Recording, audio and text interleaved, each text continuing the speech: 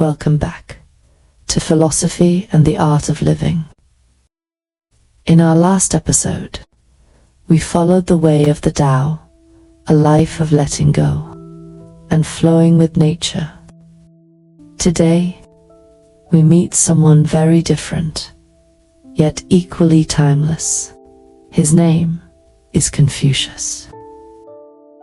He lived over 2,500 years ago, around 500 BCE, during a time known in China as the Spring and Autumn period. It was an era of unrest, when noble families were at war and the old ways of life were falling apart.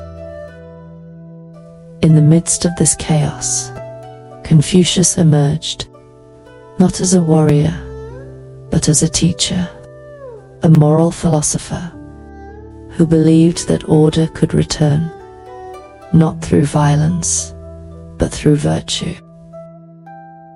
His ideas were collected by his followers in a text called the Analects, short conversations, daily wisdom, simple in style, profound in meaning.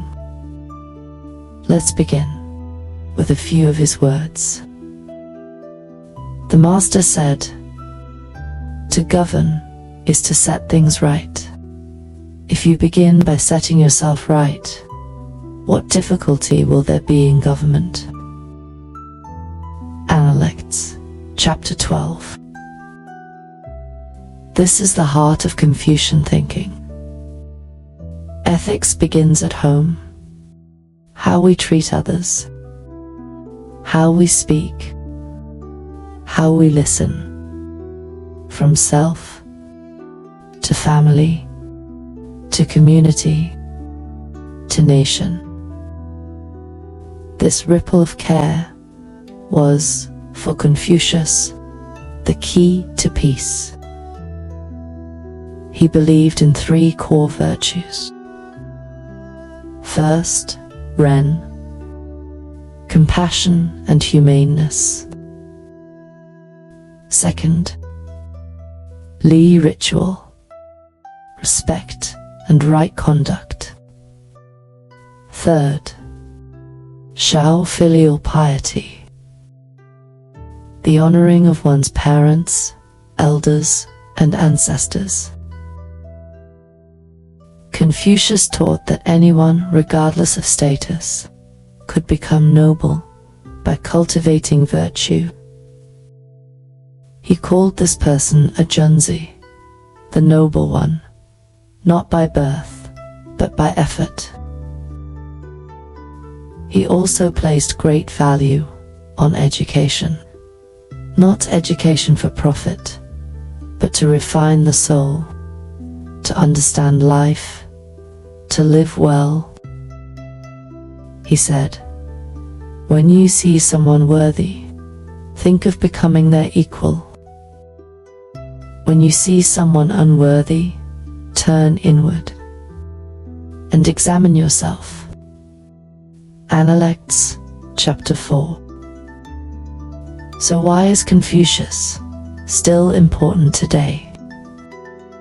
Because his philosophy became the foundation of East Asian civilization.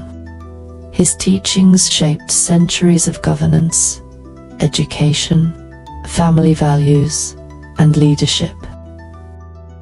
The imperial examination system, Confucian schools, the reverence for teachers, the emphasis on social harmony, all of this traces back to him.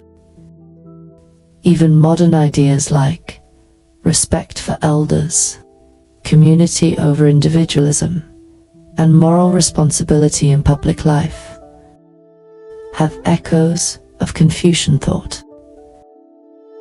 And in our own time, where speed replaces reflection and image overtakes integrity, Confucius offers something grounding. A reminder that the strength of a society begins with the soul of a person. So, ask yourself, How do I treat my parents? Do I honor those who taught me? Where can I live with more dignity?